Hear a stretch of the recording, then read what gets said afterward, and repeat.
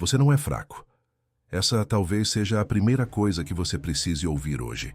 Porque depois de tantas tentativas, de tantas recaídas, de tantas vezes em que você se sentiu derrotado por não conseguir cumprir uma promessa feita a si mesmo, é comum acreditar que o problema está no seu caráter, na sua força de vontade, na sua moral. Mas a verdade é outra. O que prende você é um mecanismo do seu cérebro. Um mecanismo invisível, químico, que trabalha em silêncio cada vez que você clica em um vídeo, cada vez que se entrega a alguns minutos de prazer barato. Essa é a parte que quase ninguém te conta. E é por isso que tantos homens passam anos se afundando sem entender o que acontece dentro deles. Eles acham que estão errados, que nasceram com alguma fraqueza especial, que nunca terão disciplina suficiente. Mas a neurociência prova que não é isso. O vício não é uma falha moral, não é sinal de que você é menos homem. O vício é um sequestro do cérebro. E quando você entende a mecânica desse sequestro, você recupera poder. Hoje, no dia 10 da nossa jornada, você vai ver como o cérebro foi desenhado para te recompensar, como a dopamina funciona, como a pornografia manipula esse sistema e transforma algo natural em compulsão. Você vai perceber que a luta que você trava não é contra um prazer proibido, mas contra um mecanismo biológico que foi hackeado. E isso muda tudo, porque em vez de se culpar, você passa a se armar com conhecimento. Eu quero que você pense em uma coisa. Quantas vezes você já se perguntou por que o desejo parece incontrolável, quase como se não fosse você tomando a decisão? A resposta está nos circuitos de recompensa do cérebro. Eles foram projetados para garantir sua sobrevivência, para te empurrar em direção à comida, sexo, realização. Mas quando você entrega esses circuitos para estímulos artificiais, como a pornografia, eles se distorcem. O que era motor de vida vira algema. E aqui entra o ponto mais importante. Você não está condenado. Esses mesmos circuitos que foram sequestrados podem ser reprogramados.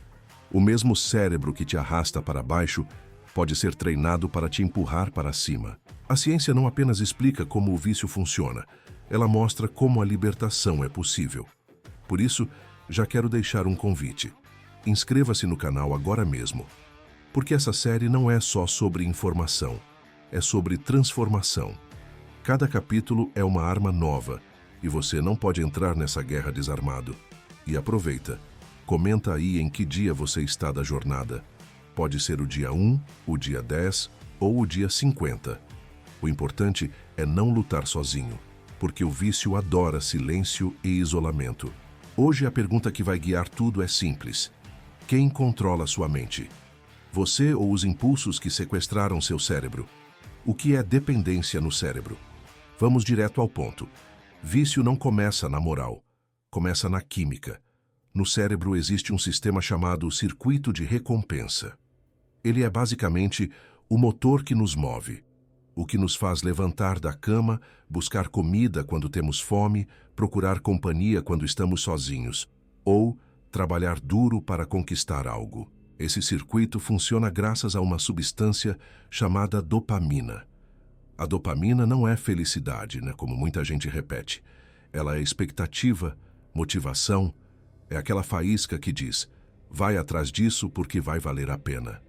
E toda vez que você faz algo que garante a sobrevivência ou aumenta suas chances de reprodução, o cérebro solta uma dose de dopamina como recompensa.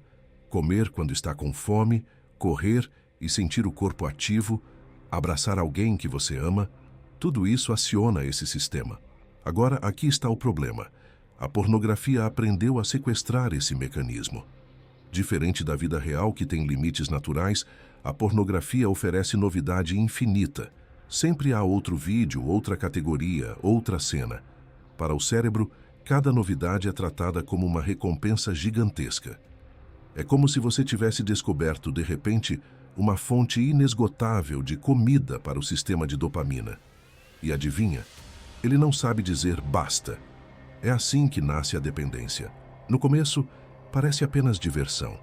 Você assiste um vídeo e sente prazer. Mas aos poucos o cérebro começa a aprender que esse estímulo artificial é muito mais rápido e intenso do que qualquer prazer natural. E aí ele começa a priorizar a pornografia.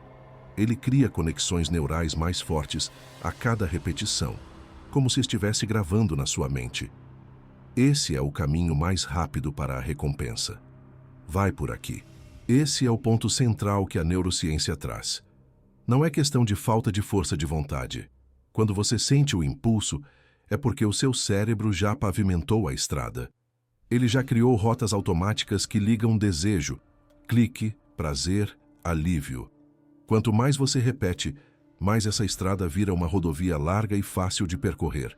Enquanto isso, os caminhos naturais, socializar, treinar, ler, criar, ficam estreitos, quase apagados. E aqui está a verdade dura. Quanto mais você se entrega, mais difícil fica resistir. Não porque você é fraco, mas porque seu cérebro foi condicionado. A dependência é química antes de ser moral. Mas isso também traz esperança, porque se o cérebro é plástico, ou seja, se ele pode mudar, então essa rodovia também pode ser apagada. Você pode reabrir os caminhos antigos, fortalecer a estrada do autocontrole, reconstruir seu sistema de recompensas. Só que, para isso, precisa parar de se culpar e começar a agir como alguém que entende o inimigo. Esse é o primeiro passo da libertação. Enxergar o vício não como pecado isolado, mas como um padrão neural que pode ser quebrado. O ciclo da pornografia. Agora que você entendeu o que é dependência no cérebro, vamos falar do ciclo específico da pornografia. Porque esse vício tem uma dinâmica própria, diferente de outros. Funciona assim: cada clique gera uma descarga de dopamina. Parece pouco, mas é poderoso. Porque a dopamina não é liberada só no prazer, mas também na expectativa do prazer. Ou seja, quando você está procurando vídeos, navegando de aba em aba, rolando páginas, o seu cérebro já está em festa. Ele já está recebendo dopamina só pela busca, não apenas pelo clímax. Isso cria um ciclo quase infinito. Buscar, encontrar, assistir, buscar de novo. E como a internet nunca acaba, esse ciclo pode durar horas. É aqui que está a grande diferença em relação ao sexo real. No mundo físico, existe limite. Você se cansa, o corpo satura, há um fim natural. Na pornografia, não. Sempre há mais uma aba, mais uma cena, mais uma categoria. Isso significa que o cérebro nunca entra em saciedade plena. Ele fica preso em um loop eterno. Agora compare isso com drogas, jogos de azar e açúcar refinado. Todos esses vícios funcionam da mesma forma. Eles entregam ao cérebro recompensas rápidas, intensas e fáceis, sem esforço real. Você não precisa correr quilômetros, não precisa conquistar nada, não precisa enfrentar riscos. Basta um clique. A recompensa vem instantaneamente. Só que ela não nutre, não constrói, não gera progresso. É só um pico seguido de queda. E essa queda é justamente o que empurra para a próxima busca. Você se sente vazio, cansado, às vezes até envergonhado. Mas a mente já aprendeu que existe um caminho rápido para aliviar esse mal-estar. Voltar para a pornografia. E assim, o ciclo se fecha. Prazer, queda, vazio, novo clique, novo prazer. Uma roda que nunca para de girar. Esse ciclo é viciante, porque não é apenas prazer. É expectativa, é busca, é ilusão de controle. É o cérebro acreditando que vai encontrar a cena perfeita, o vídeo certo. E essa busca nunca termina. É como um caçador em uma floresta, onde sempre há pegadas, mas nunca há caça. Ele continua correndo, sempre acreditando que está prestes a encontrar. E aqui está o ponto mais cruel. Esse ciclo não se satisfaz. Ele só aumenta, porque com o tempo o cérebro se acostuma com os estímulos básicos. A mesma cena já não gera impacto. A mesma categoria já não excita.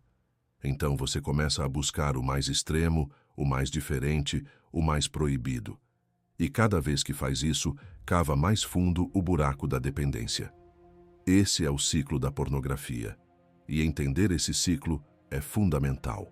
Porque quando você se pega no meio dele, não pode acreditar que é falta de caráter. É apenas um circuito sendo disparado. A sua luta é justamente reprogramar esse circuito, interromper esse ciclo. Cada vez que você resiste, você coloca uma pedra na engrenagem. Pode parecer pouco, mas cada pedra atrapalha o mecanismo e, com o tempo, a máquina quebra. A armadilha da tolerância. Existe uma palavra que derruba homens em silêncio: tolerância. Não a tolerância social, mas a neuroquímica. Quando você bombardeia o cérebro com estímulos fortes e repetidos, ele ajusta os mostradores. O que ontem dava pico, hoje já parece morno. Para sentir o mesmo, ele começa a exigir mais tempo, mais abas, mais extremos. É a mesma lógica do álcool para o iniciante, que com o tempo precisa de 3, 4 doses para alcançar o efeito da primeira. Com pornografia, acontece igual, só que sem cheiro, sem ressaca visível e com uma farmácia infinita de novidade a 2 cliques. No início, qualquer vídeo funciona. A novidade por si só dispara dopamina. Depois de semanas ou anos, esse disparo diminui. Aquele conteúdo normal já não mexe com você. Entra a escada da escalada. Categorias diferentes, fantasias mais intensas, ritmos mais rápidos, vídeos múltiplos reproduzidos simultaneamente. Busca compulsiva pelo clipe perfeito. Você não está escolhendo o melhor. Está só tentando vencer a tolerância. E o topo dessa escada não existe. A saciedade não vem. O que vem é mais dessensibilização. Esse processo sequestra seus sensores de prazer. O cérebro passa a calibrar a régua pelo artificial. O almoço com amigos perde graça. A leitura fica maçante. O treino rende menos. Conversas reais parecem lentas demais. Não é porque a vida ficou pior. É porque a régua ficou viciada. Você comparou água com destilado. E quando a água da vida real não dá onda, você conclui que está sem energia, sem motivação, sem vontade. Na verdade, está dopado de tolerância. Outro efeito corrosivo: a perda de controle de estímulo. Em ambientes normais, a própria realidade cria limites: cansaço, tempo, contexto social. Na pornografia, não há limite. Sempre existe mais um vídeo, mais um ângulo, mais uma aba. Essa oferta infinita ensina o cérebro a buscar novidade por novidade. Um comportamento chamado novelty seeking. Com o tempo, a busca vira o vício. Você sente mais excitação no caçar do que no encontrar. E quando finalmente encontra, dura segundos. De novo, tolerância. Por que isso importa para a sua liberdade? Porque tolerância não é apenas gosto pessoal. É remodelagem neural. Receptores diminuem sensibilidade. Caminhos que ligam expectativa, busca, descarga se tornam a via preferencial. O botão que deveria ser acionado por esforço real agora dispara com cliques e cada dia, assim, reforça a mentira. Só mais um pouco. O antídoto começa na consciência. Saber que a fome por algo novo é biologia, não necessidade. Que esse vazio confuso é sinal de dessensibilização, não de falta de valor pessoal. Quando você entende a mecânica, para de brigar com o espelho e começa a reeducar o cérebro. Tolerância se constrói aos poucos, e é aos poucos que se desfaz. Hoje você já pode começar a desmontar a escada que te levou até aqui. Como isso se manifesta na prática? Observe seus últimos meses. Aumentou o tempo de sessão? Passou a pular partes do vídeo porque nada segurava sua atenção? Precisou de estímulos mais agressivos, roteiros mais absurdos, velocidade de reprodução mais alta? São sinais clássicos de tolerância. Não é preferência refinada, é dessensibilização em curso. Quando os sensores ficam entorpecidos, você precisa gritar mais alto para sentir algo. E gritar mais alto tem custo. Há quem diga, mas eu paro quando quiser. Se fosse verdade, você já teria parado nas primeiras tentativas. O que mantém você não é uma perversão secreta. É a combinação tóxica de tolerância. Pulse, novidade infinita. Pulse, acesso sem fricção. Cortar qualquer um desses elementos já muda o jogo. Cortar os 3 muda a vida. Por isso, o primeiro compromisso é humildade. Reconhecer que a fisiologia está envolvida. Humildade não te diminui, te arma. Você para de lutar no escuro e começa a usar estratégia. E estratégia, aqui, é reduzir exposição, aumentar consciência e aceitar que o prazer natural vai parecer fraco no começo. É normal. A água só volta a ter gosto quando você larga o destilado por tempo suficiente. O reforço do hábito. Se a tolerância é a química do vício, o reforço do hábito é a engenharia da prisão. O cérebro é uma máquina de automatizar rotas. Tudo o que se repete vira trilha. Ele não pergunta se a trilha é boa, pergunta se ela é frequente. Se for, ele asfalta. Olha o mapa. Gatilho, rotina, recompensa, arrependimento. Gatilho pode ser tédio, estresse, solidão, hora do banho, ficar sozinho em casa, celular na cama, notificação sugestiva. A rotina você conhece. Abrir o navegador só para ver, pesquisar, clicar, alternar. A recompensa é a descarga rápida. Alguns minutos de anestesia, alívio da tensão, dopamina em alta. Logo depois, arrependimento e promessa vazia. Nunca mais. Na prática, o cérebro só registrou que aquela sequência resolveu o incômodo do gatilho. Ele não registra a culpa, registra o alívio. E toda vez que o mesmo incômodo aparece, ele oferece a mesma solução. É por isso que você sente que, quando vê, já foi. Não é magia negra. É automatismo. A estrada está asfaltada. Um gesto minúsculo. Desbloquear a tela dispara toda a sequência. E quanto mais automatizado, menor a chance da razão intervir. Você não decide, você desliza. A boa notícia é que hábito é simétrico. Dá para desasfaltar uma estrada e construir outra. Duas chaves mandam no processo: substituição e fricção. Substituição é trocar a rotina de recompensa por outra que também reduza o incômodo do gatilho sem gerar culpa. Movimento físico rápido, água fria no rosto, sair do cômodo, mandar um áudio para alguém, abrir um livro já marcado, respirar profundo por 2 minutos. Fricção é dificultar o caminho asfaltado. Celular fora do quarto, bloqueadores que exigem senha longa, sem atalhos visuais na tela inicial, sem só 5 minutinhos deitado. Cada segundo extra quebra o piloto automático e devolve tempo para a razão aparecer. Escrever o seu próprio mapa ajuda. Quais são seus 3 gatilhos mais comuns? Qual rotina seu corpo dispara? Qual recompensa ele busca? Que substituições funcionam para você? Ao mapear, você tira o hábito do subterrâneo e coloca luz. Sem luz é fantasma. Com luz é engenharia. Você desmonta peça por peça. E lembre, nenhum hábito se desfaz com discurso. Ele cede na prática com repetição. Cada vez que você interrompe a sequência no gatilho, você enfraquece a estrada velha. Cada vez que você executa a substituição até a vontade cair, você cimenta a estrada nova. Um dia, a mão que antes buscava o celular vai buscar água. A mente que corria para a aba vai correr para fora. Não é sorte. É reengenharia do seu dia. Um detalhe decisivo. Você não quebra hábito, você o substitui. O cérebro odeia vazio. Se você só remove a rotina antiga, o gatilho continuará batendo à porta e o corpo vai abrir para qualquer velha saída. Quem vence, prepara saídas de emergência com antecedência. Copo d'água gelada já à vista, tênis na porta para uma volta rápida, livro aberto na página certa, bloco de notas com 3 linhas do que fazer. Quando o impulso vier, você não negocia, você executa o plano. E se falhar um dia? Não transforme erro em identidade.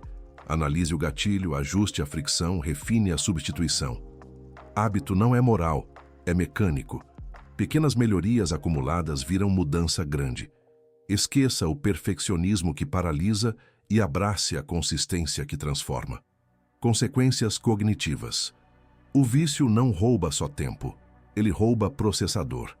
Quem vive preso nesse ciclo sente na pele as consequências cognitivas e depois acredita que não nasceu focado.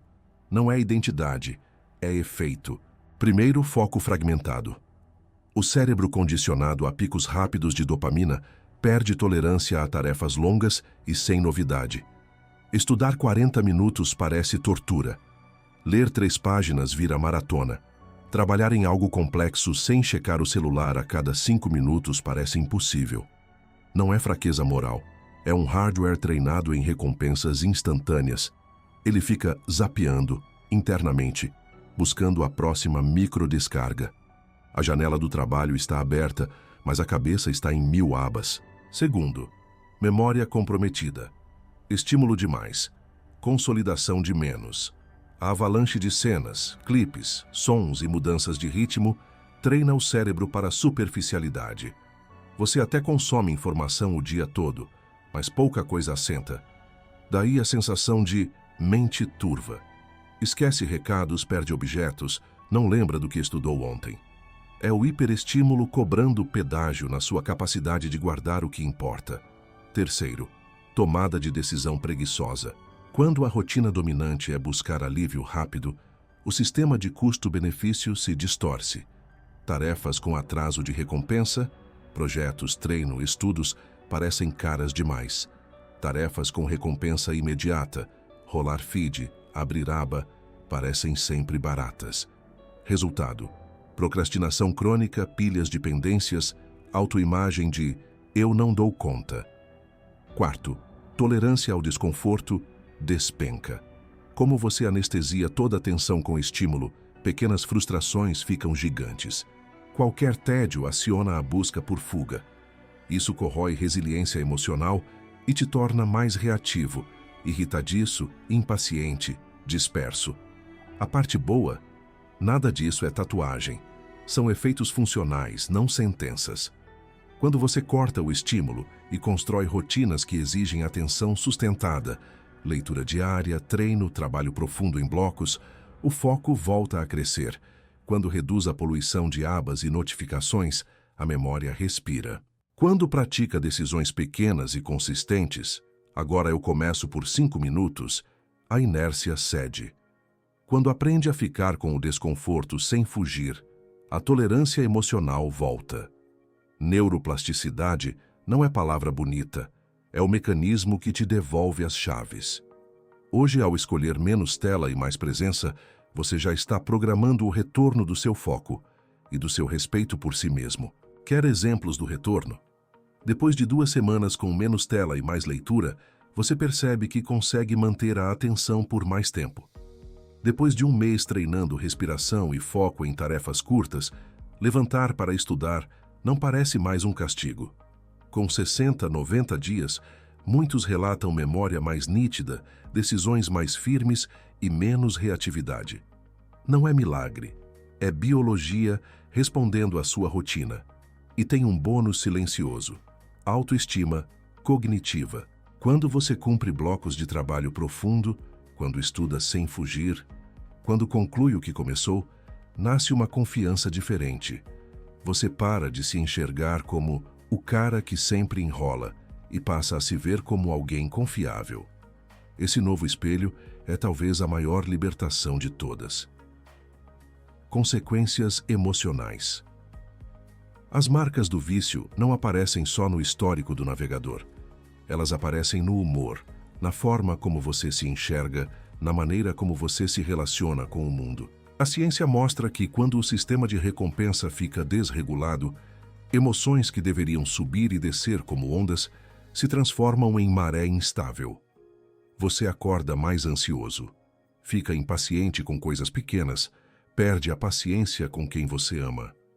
E no fundo, aparece um coro baixo repetindo: você não presta, você não consegue, vai fracassar de novo. Isso não é destino, não é maldição. É um cérebro com sensores viciados em pico rápido e incapaz, por hora, de saborear o simples. Ansiedade é o primeiro sintoma que muita gente relata. Não é só nervosismo, é uma inquietação espalhada pelo corpo, um zumbido mental que não desliga. Quando a mente acostuma a silenciar desconforto com um pico de dopamina, qualquer tensão vira ameaça. Sem a fuga rápida, o sistema nervoso fica hiperalerta, e aí você associa tudo a perigo: mensagem não respondida, tarefa atrasada, silêncio no quarto. Você não está louco, está com um sistema de alarme descalibrado. Depois vem a culpa. A culpa sozinha é informação. Fiz algo que não combina com quem quero ser, mas no vício ela vira identidade. Eu sou o erro. A neurociência explica: após a descarga artificial, a queda de dopamina e redução do tônus de motivação. Você interpreta como fraqueza moral, mas o cérebro só está registrando o contraste. Resultado? Tristeza, apatia, vergonha. A vergonha, por sua vez, isola. E o isolamento alimenta o ciclo. Prisão perfeita. Tem também a oscilação do humor. Dias em que você está alto e eufórico sem motivo, seguidos de dias em que tudo parece cinza. Esse sobe e desce não é destino. É o pêndulo de um sistema que ainda não estabilizou. Some a isso a comparação irreal que a pornografia planta. Corpos perfeitos, reações performáticas, roteiro impossível. Seu cérebro aprende a comparar a vida real com um filme editado. Perde-se a capacidade de se encantar com o normal. Outro efeito emocional: entorpecimento. Você já reparou quando uma música que antes te arrepiava agora não causa nada? Ou quando uma conversa boa parece não bater? Não é que você se tornou frio, você está dessensibilizado. Receptores que vivem em carnaval deixam de celebrar o simples. O resultado é um tanto faz que suga cor do cotidiano. É comum confundir isso com depressão. Às vezes é, às vezes não. Muitas vezes é só um cérebro exausto de exagero. E tem a autoestima. A autoestima não nasce do nada. Nasce de cumprir promessas a si mesmo. Quando você diz, hoje eu fecho, e abre a aba, a mente registra: não dá para confiar em mim. Isso corrói a autopercepção. Com o tempo, você começa a querer menos, aceitar menos, negociar seus padrões. Para que tentar? Eu sempre estrago tudo. Esses pensamentos não são profecia, são hábito emocional. E hábito se reeduca. Qual é a saída? Primeiro, nomear o que sente. Tirar do terreno do eu sou e colocar no eu estou. Eu estou ansioso. Eu estou envergonhado. Eu estou dessensibilizado. O verbo importa. Depois, lembrar que emoção é dado, não ditador. Você pode se mover mesmo com medo, pode se acolher mesmo com culpa, pode se conectar mesmo no entorpecimento. Por fim, dar ao corpo o que ele precisa para estabilizar. Sono, sol, movimento, vínculo, propósito. Emoções não se consertam só com frases, se regulam com rotinas. E toda rotina que puxa você para o mundo real enfraquece a prisão emocional do vício. Quando o prazer vira prisão, no começo parecia só prazer. Alguns minutos de escape, um alívio rápido, tudo bem, amanhã eu compenso. A neurociência chama isso de reforço, estímulo, recompensa, repetição. O que era escolha vai virando trilha. A cada clique, você grava a mensagem. Quando eu me sinto mal, isso me faz sentir bem. E a partir daí, o cérebro começa a oferecer a mesma solução para qualquer desconforto: tédio, ansiedade, solidão, frustração. Prazer não é o problema. O problema é quando ele vira a única saída. O sistema de recompensa funciona por contraste. Quanto maior o pico, mais o resto do dia parece sem graça. A pornografia entrega picos fáceis e repetíveis. Vida real entrega oscilações suaves e contextos complexos. Resultado? O simples perde o sabor. O que antes dava alegria, conversa boa, treino, trabalho terminado, pôr do sol, vira ok. Você passa a sentir que precisa de estímulo forte para viver. Na prática, isso é prisão. Prisão por quê? Porque sua liberdade diminui. Você quer estudar, mas seu corpo pede uma pausa. Quer dormir cedo, mas só mais um vídeo.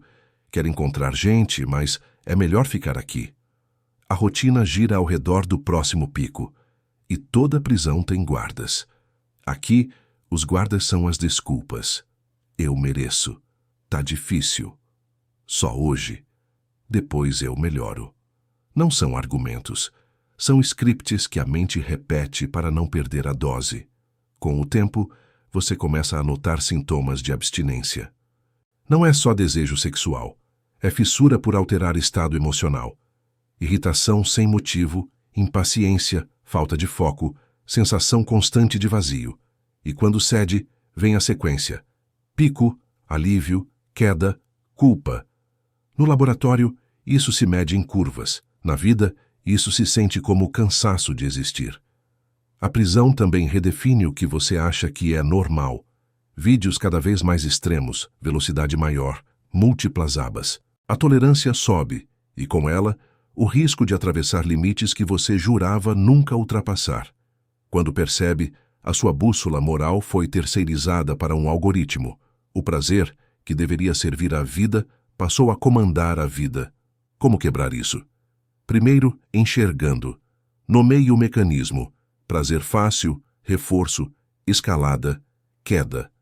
Segundo, interrompendo o ciclo no começo. O primeiro clique é a porta da cela. Terceiro, recolocando o prazer no lugar de servo. Recompensas naturais, contato humano, trabalho que dá orgulho, descanso de verdade. Quando o prazer volta a ser consequência do viver, não substituto, as grades começam a enfraquecer.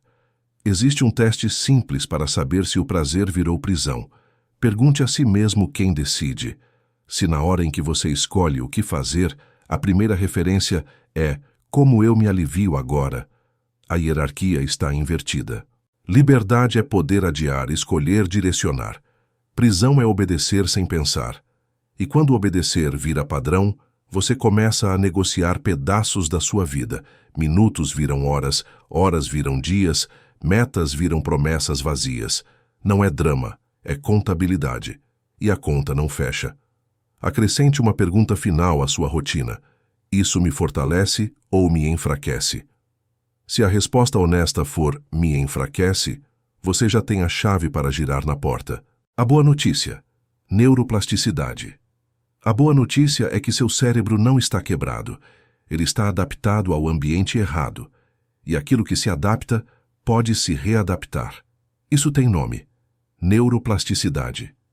Em linguagem simples, o cérebro muda com aquilo que você repete. Caminhos que recebem tráfego viram avenidas. Caminhos abandonados viram trilhas cobertas de mato. Se por anos você reforçou a rota do prazer imediato, é natural que ela esteja asfaltada. Mas você pode construir outra estrada. Como essa reconstrução acontece? Primeiro, pela interrupção do estímulo. Sem novos picos, os receptores deixam de ser bombardeados e começam a recuperar sensibilidade. Isso não ocorre de um dia para o outro. Nos primeiros dias, há o famoso crash: apatia, falta de energia, humor irregular. É o corpo recalibrando. Depois, surgem janelas de clareza, momentos de foco, lampejos de motivação, vontade de fazer coisas simples. Essas janelas são o sinal de que a nova estrada está sendo pavimentada. Segundo, pela substituição. Cortar o estímulo é metade do trabalho. A outra metade é ocupar o sistema com recompensas naturais. Movimento físico regular, sono consistente, luz da manhã, alimentação decente, vínculos reais, trabalho com começo, meio e fim. Cada um desses elementos libera neurotransmissores de forma rítmica e segura, ensinando ao cérebro que é possível se sentir bem sem fogos de artifício. Aos poucos, sua motivação deixa de depender de picos e passa a se organizar em ciclos. Terceiro, pela atenção.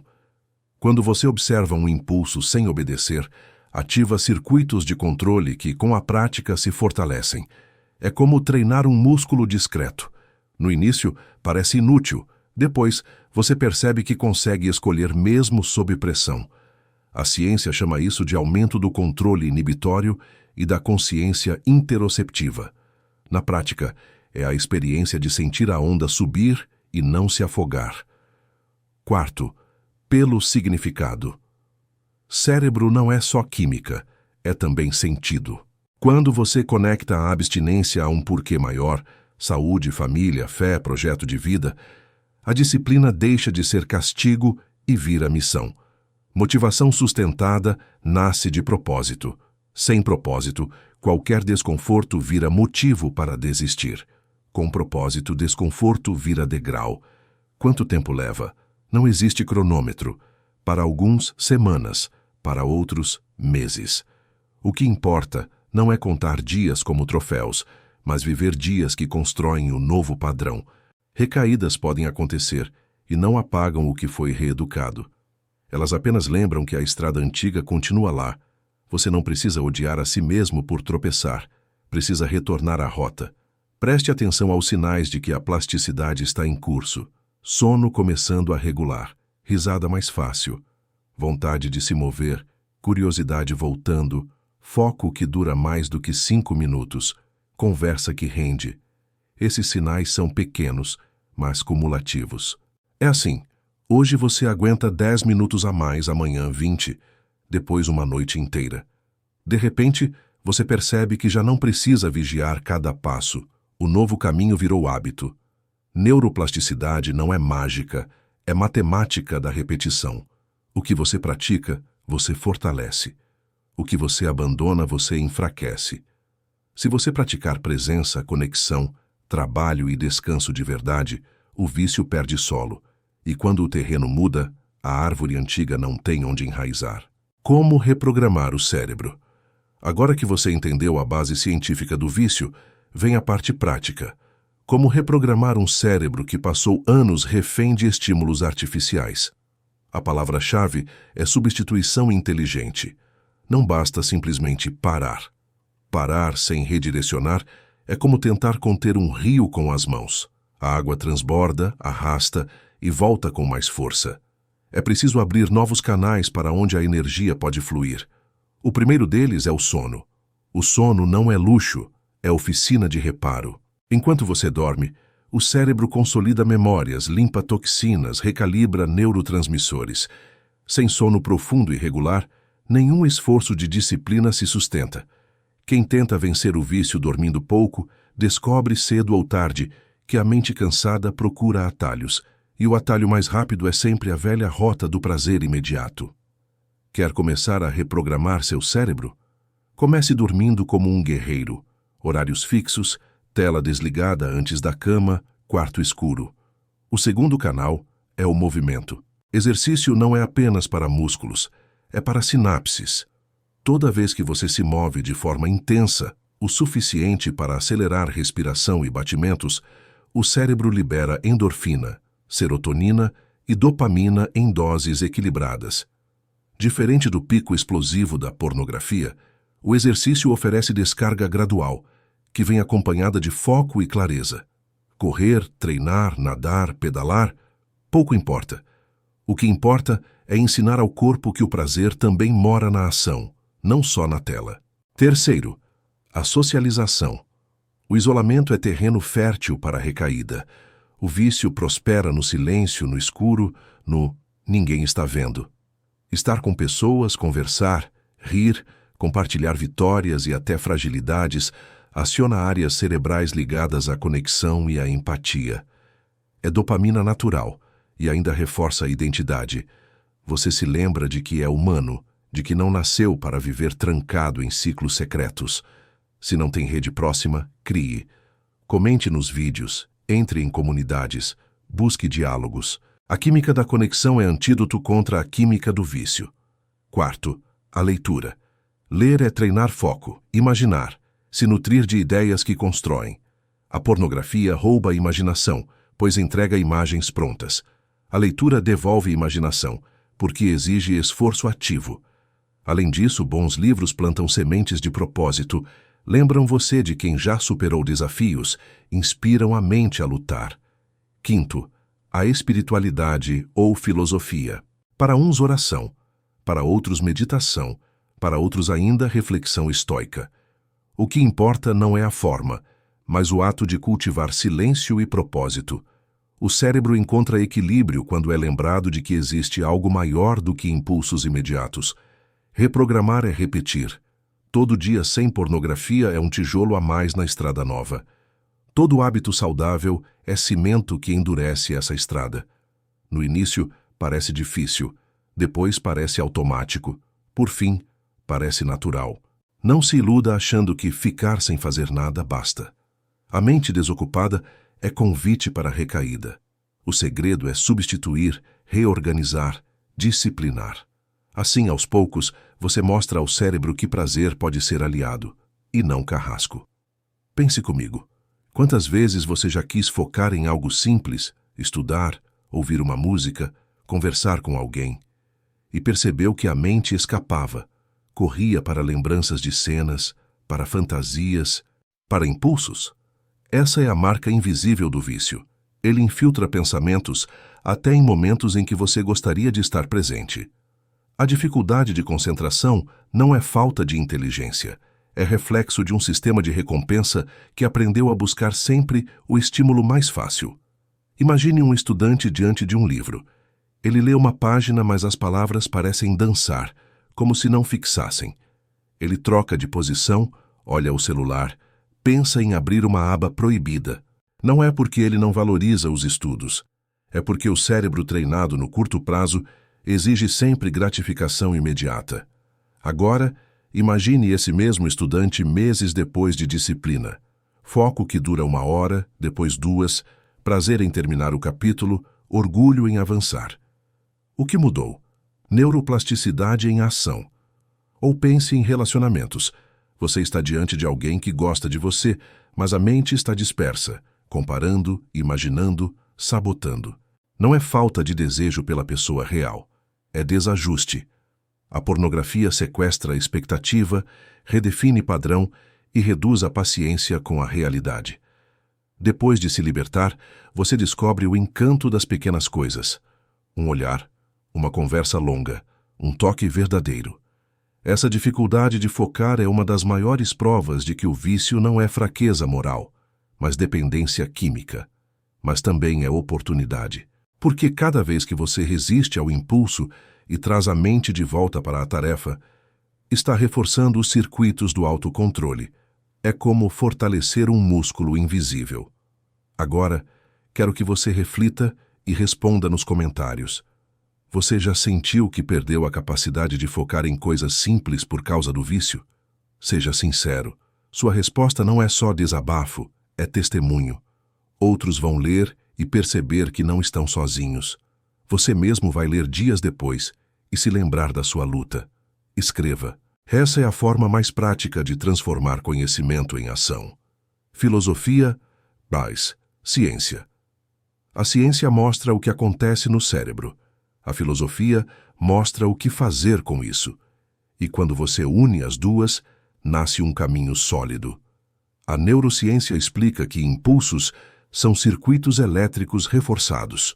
O estoicismo explica que impulsos não são ordens, são apenas sugestões que você pode aceitar ou recusar. Juntos eles dizem, você não é vítima, você é guardião. Os estoicos acreditavam que a mente é campo de batalha. Epicteto dizia, não são as coisas que nos perturbam, mas a interpretação que fazemos delas. Neurociência traduz, não é o impulso em si, é a resposta que você dá. Um clique é só uma oportunidade elétrica. Você decide se reforça ou se deixa morrer de fome. Essa escolha é pequena, mas cumulativa. Cada vitória mínima é degrau. Outro ponto. A ciência afirma que o cérebro se molda pela repetição. A filosofia diz, caráter é destino. O que você repete, você se torna. Logo, cada vez que escolhe não se entregar, você não só fortalece sinapses, você fortalece identidade. É a fusão entre biologia e virtude. Muitos pensam que disciplina é prisão, mas os dois campos concordam. Disciplina é liberdade. Sem disciplina, você é escravo de circuitos automáticos. Com disciplina, você governa. Ciência chama de autocontrole. Filosofia chama de razão soberana. É o mesmo princípio. E o mais poderoso é entender que, ao mesmo tempo em que o vício sequestra a química, ele nunca sequestra a essência. Sua mente continua capaz de ser treinada. Seu espírito continua capaz de resistir. Você não é reduzido a neurônios desregulados. Você é ser humano, capaz de se erguer.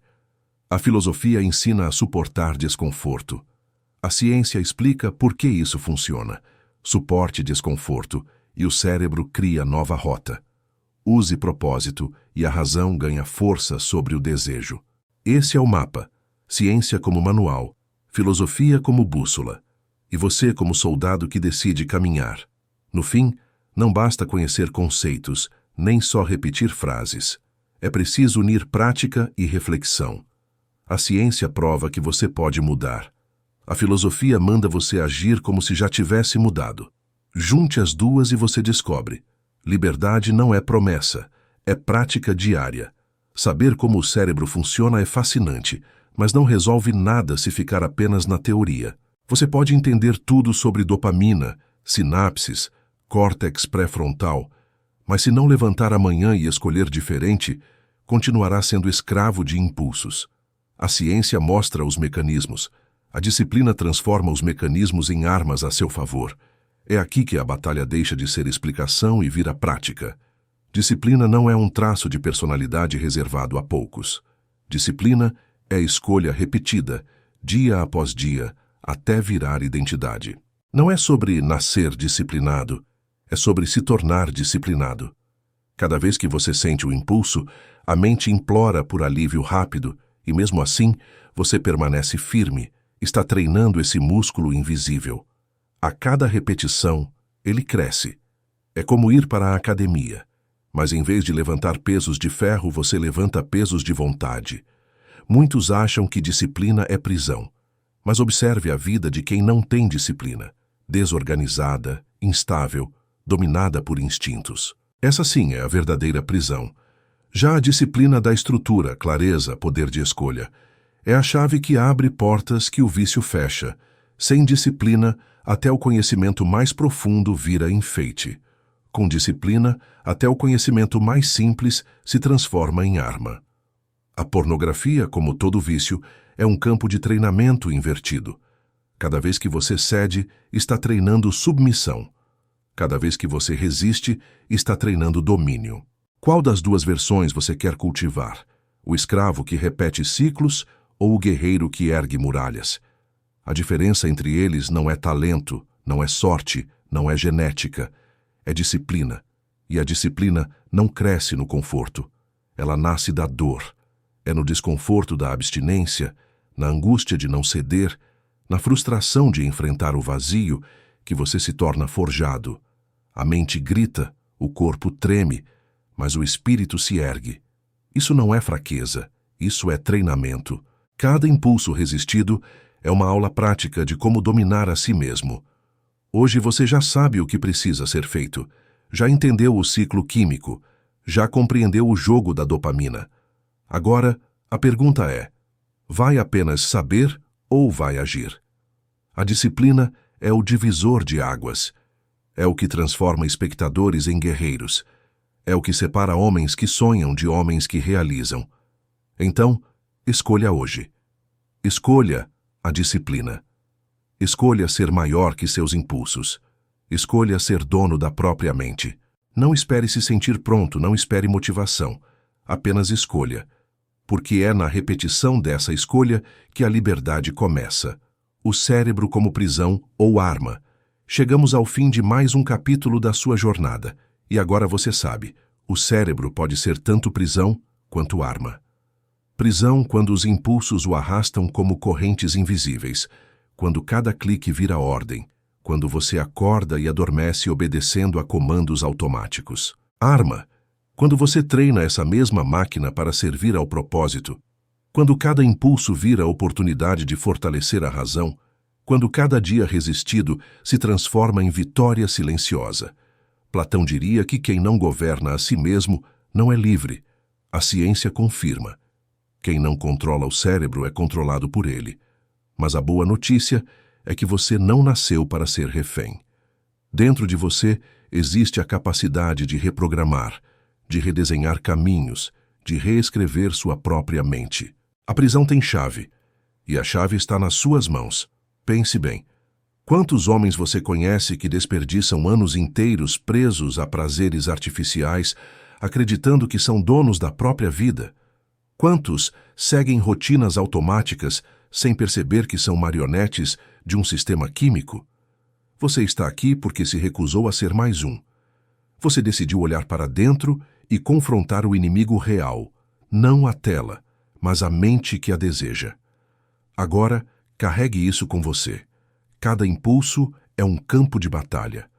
Cada impulso é chance de treinar. Cada impulso é tijolo que constrói ou destrói sua fortaleza. Não veja recaídas apenas como falhas. Veja como lembretes do preço de não vigiar. Não veja resistências apenas como vitórias pequenas. Veja como coroas invisíveis que acumulam sobre a sua cabeça. Sua mente pode ser prisão, mas também pode ser arma. Prisão, se você continuar entregando poder ao desejo. Arma, se você treinar disciplina até que cada impulso se torne combustível. No fim, a escolha é sua. Sempre foi. E eu quero que você deixe nos comentários a palavra dia 10. Não é apenas um número. É prova de que você avançou mais um degrau, de que sua mente já está sendo reescrita. Se inscreva agora para não perder o próximo episódio, porque a guerra continua. Lembre-se desta frase: sua mente pode ser sua cela ou sua espada. Cabe a você decidir como usá-la.